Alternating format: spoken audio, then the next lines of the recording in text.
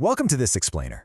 Today, we're going to unpack something really fascinating, the way science and theology are actually teaming up to explore humanity's absolute biggest mysteries. You know, when we look at the outer boundaries of human knowledge, it's super easy to assume that our hard, empirical scientific pursuits operate in a totally different universe than our spiritual ones. But as we're about to see, that assumption is being radically challenged right now by some of the brightest minds across a bunch of different disciplines. Let's get right into it. We hear it all the time, right? This massive cultural divide between scientific rigor and theological wisdom. It's just a really popular narrative. This idea that science and religion are locked in some perpetual war, battling it out over the truth of our existence. But what if they're actually teaming up on the cutting-edge frontiers of human life? Seriously, what if, instead of constantly being at odds, these two monumental forces of human thought are actively informing each other, helping us navigate these completely unprecedented technological and cosmic discoveries? Picture a vast library, just a massive, shared archive of human inquiry, where the scientific and the sacred are literally sitting side by side. It's like a giant puzzle coming together. This perfectly captures the intellectual scene being driven by groups like the European Society for the Study of Science and Theology. They're proving that this rapidly growing field of study flat out refuses to accept that old, tired narrative of conflict. So organizations like that European Society, along with the International Society for Science and Religion, or the ISSR, they're the ones really driving this conversation forward. They're funding this absolutely incredible interdisciplinary research that just completely dismantles the popular misconception of this inherent science-religion conflict. By bringing together folks like physicists, cognitive scientists, anthropologists, and theologians, they're proving that rigorous scientific inquiry and deep theological reflection can absolutely coexist. And honestly, they actually enhance our overall understanding of the universe. Here's our roadmap for today's explainer. First, we'll look at the cosmos. Second, artificial intelligence. Third, Earth and mind. And finally, we'll wrap up with the future of this whole dialogue. Frontier 1. The cosmos. As we look up at the stars, the questions we're asking aren't just physical anymore. They are deeply, deeply philosophical. Get this, scholars are rigorously studying wild, incredibly forward-thinking concepts under the umbrella of what they call exotheology. They're investigating how things like finding alien life or actually colonizing the solar system would impact our human belief systems. For example, how does the concept of the imago Dei, the idea of being made in the image of God, how does that hold up if we discover extraterrestrial intelligence? It's fascinating. Researchers are even digging into ancient texts for early alien encounters. They're re-examining things like the 12th century mystery of the Green Children of Woolpit or ancient UFO narratives found in early Christianity. They're literally using these historical anomalies to fuel modern exotheological discourse, basically testing the absolute limits of human belief against the vast, endless possibilities of space. In the book A New Copernican Turn, authors Doru Kostake and Durant F. Lewis, who are, by the way, a theologian and an astrophysicist, they argue something really beautiful.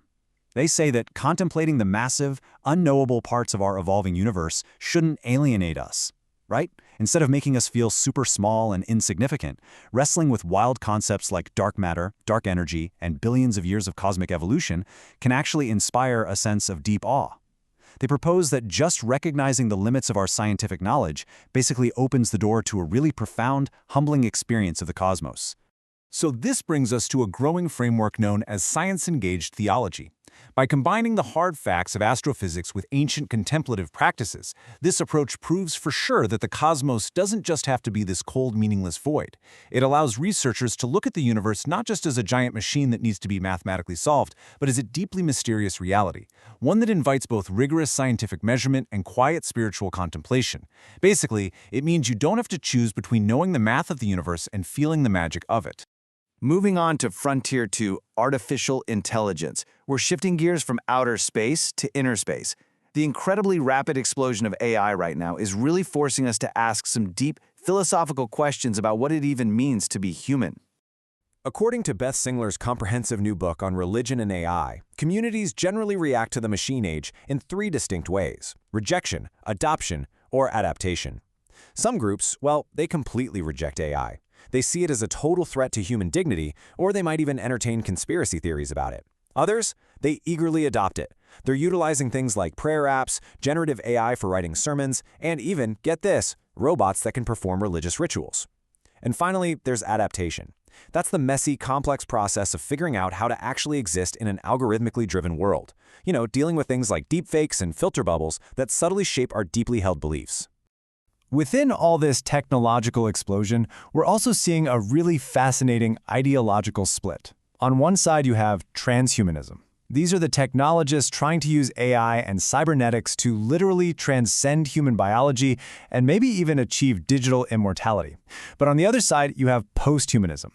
This is rooted more in cultural studies, and it asks questions like, if we create a sentient AI, does that force us to totally redefine consciousness?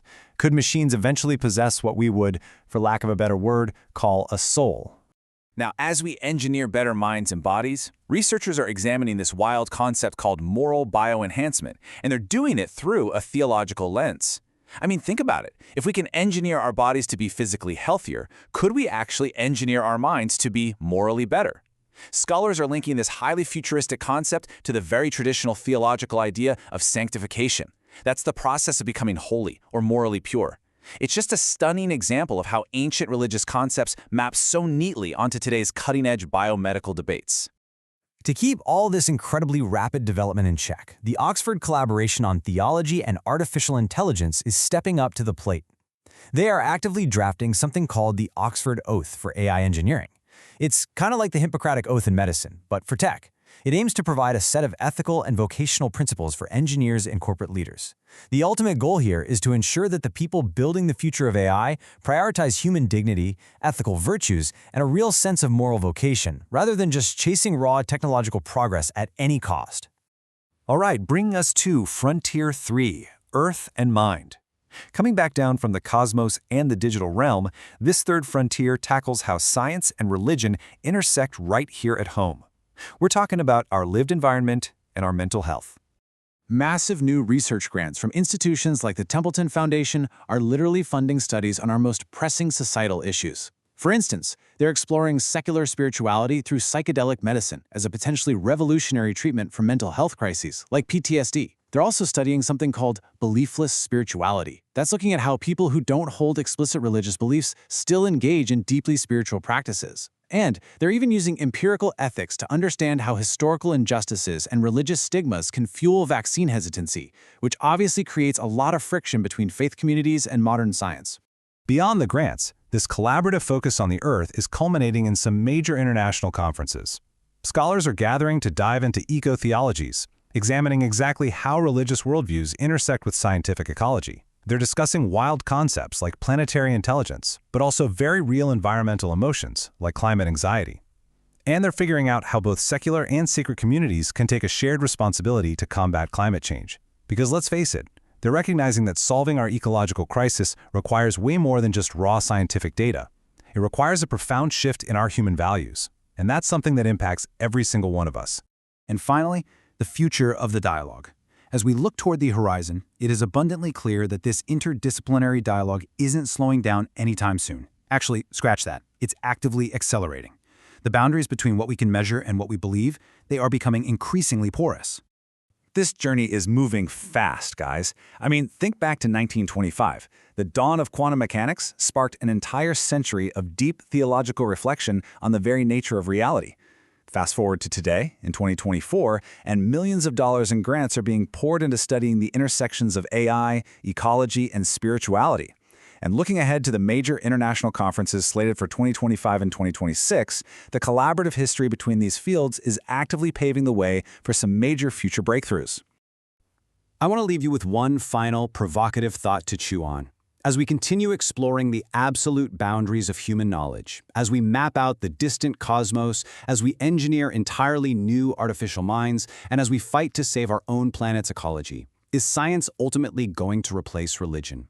Or, as all the research we've unpacked today suggests, will these incredible scientific advancements simply give us entirely new, much more profound ways to understand our own existence?